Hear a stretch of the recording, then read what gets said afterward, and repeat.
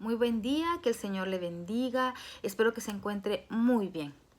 Quiero recordarle que, de acuerdo a nuestro calendario de lectura de la Biblia, ya para esta fecha deberíamos haber concluido todo el Nuevo Testamento. Pero si aún no ha terminado, nunca es tarde. Todavía tiene el resto del mes de octubre para terminar, ponerse al día y entregar la hoja correspondiente. Nunca es tarde para leer la Biblia. Así que si ni siquiera ha empezado, empiece hoy. En esta ocasión quiero traerles un tema acerca de uno de los libros más pequeños de toda la escritura, pero con un mensaje enorme. Personalmente es uno de mis libros favoritos. ¿Cuántas veces yo leí este libro y lo pasé desapercibido? Hasta que un buen día me senté a estudiarlo, a analizarlo, a buscar más información, más estudios, y cuando el entendimiento me fue abierto, me di cuenta que es un libro precioso, corto, pero con un mensaje hermoso que se compara con la obra redentora que Jesucristo ha hecho en mi vida y también en la suya. ¿De qué trata este libro o esta carta que escribió el apóstol Pablo a Filemón? Bueno, en pocas palabras, hay tres personajes principales. Pablo, quien es el autor de la carta. Filemón, que es la persona a quien va dirigida la carta. Y entre medio de ellos se encuentra Onésimo. ¿Quién era Onésimo? Onésimo era un esclavo y su dueño era Filemón.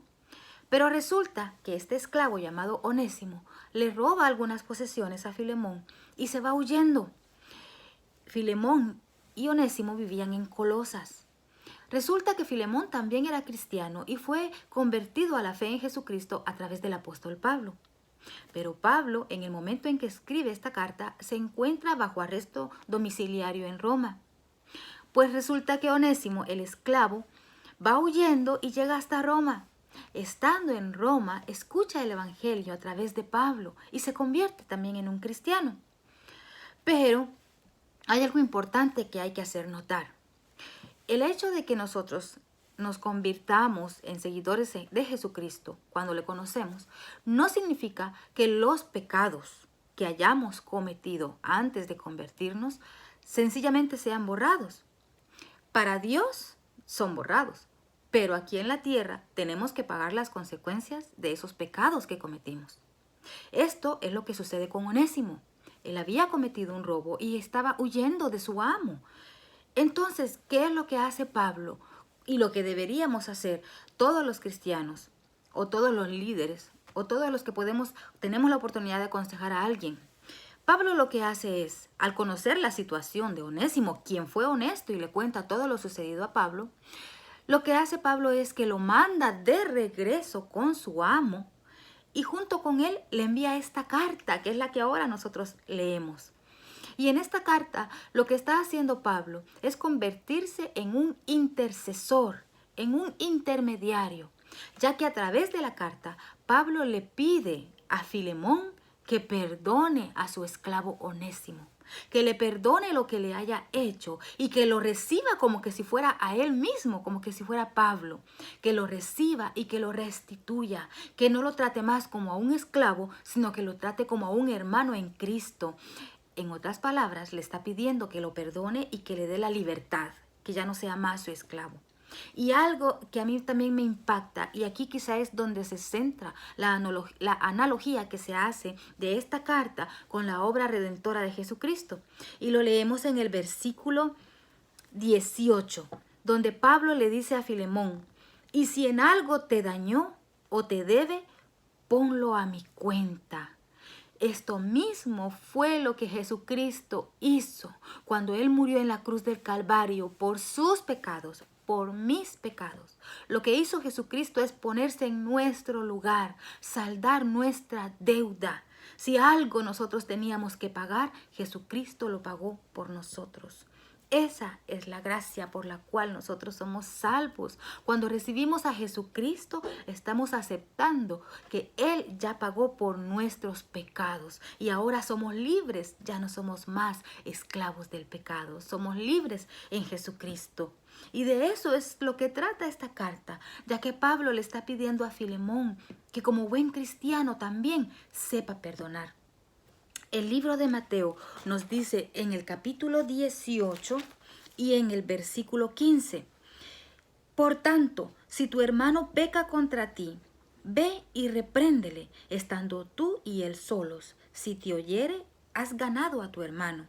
Mas si no te oyere, toma aún contigo a uno o dos, para que en boca de 2 o 3 testigos conste toda palabra. Unos versículos adelante, siempre en el capítulo 18, en el versículo 21 leemos lo siguiente. Entonces se le acercó Pedro y le dijo, Señor, ¿cuántas veces perdonaré a mi hermano que peque contra mí? ¿Hasta 7? Jesús le dijo, no te digo hasta 7, sino aún hasta 70 veces 7. Así que aquí también la postura de Filemón es importante, ya que él como cristiano tiene que saber perdonar. ¿Cuántas veces nos convertimos al Señor Jesucristo de labios, pero no de corazón? Porque seguimos teniendo rencores y amargura y no perdonamos a aquellos que nos han dañado. O si nos ponemos en la posición de Onésimo, ¿cuántas veces fuimos pecadores, hicimos cosas indebidas y creemos que porque nos hemos convertido y hemos creído en Jesucristo, esos pecados ante los hombres también se olvidaron? Y no es así. Si somos cristianos honestos, debemos confesar también nuestras faltas y tratar de enmendar esos errores, porque eso fue lo que Onésimo hizo. Se regresó con su amo, aún a sabiendas de que si no era perdonado, volvería a ser nuevamente su esclavo y tendría un castigo por el acto que había cometido. Pero qué hermoso es el Evangelio, qué hermosa es la obra que Jesucristo hizo, que Él dice, como dijo el apóstol Pablo, si en algo te ha dañado, ponlo a mi cuenta y yo lo pago. Qué bonito eso, qué hermoso es que también en nuestra vida diaria podamos practicar el perdón y el arrepentimiento en ambos lados. Si cometemos algún pecado, si cometemos algún error, alguna falta, con gente de afuera, con compañeros del trabajo, en nuestra vida diaria o incluso dentro de la iglesia con nuestros hermanos, que tengamos la humildad de regresar como hizo Onésimo y pedir perdón y afrontar las consecuencias de nuestros actos. Y si nos toca estar del otro lado, en el caso de Filemón, que tengamos también esa humildad de saber perdonar. Si nos llamamos cristianos, recuerde lo que Jesucristo dijo. ¿Cuántas veces debemos perdonar al hermano? 7 veces, le pregunta Pedro, y él le responde hasta 70 veces 7. No porque sea un total de cuántas veces, sino dando a entender que una y otra vez si alguien nos daña, nuestra posición debe ser la del perdón. Porque cuando perdonamos, nosotros somos sanados y no guardamos esos rencores ni esas heridas en nuestro corazón. Por eso este libro, a pesar de que es tan pequeñito, solo tiene un capítulo, solo tiene 25 versículos. Usted lo lee en un par de minutos, pero si usted lo analiza de todo corazón y usted permite que el Espíritu Santo le hable a través de esta historia, podrá comprender la maravillosa, la grande, no hay palabras para comprender realmente cuán grande fue el sacrificio que Jesús hizo por mí en esa cruz, pagando Él por las culpas que me correspondían a mí.